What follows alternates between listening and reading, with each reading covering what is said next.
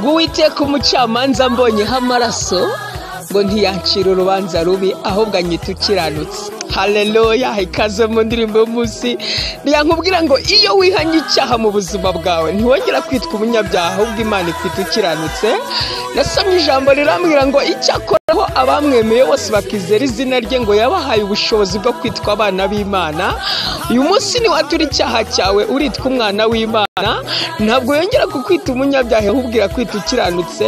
Wowe na Yesu muraba umwe, uyu munsi muritwa abana b'Imana. Icyampa ngo nawe ntiwongere gupfa ukundi kuko Yesu atagipfa. Yesu aguhe umugisha. Amen.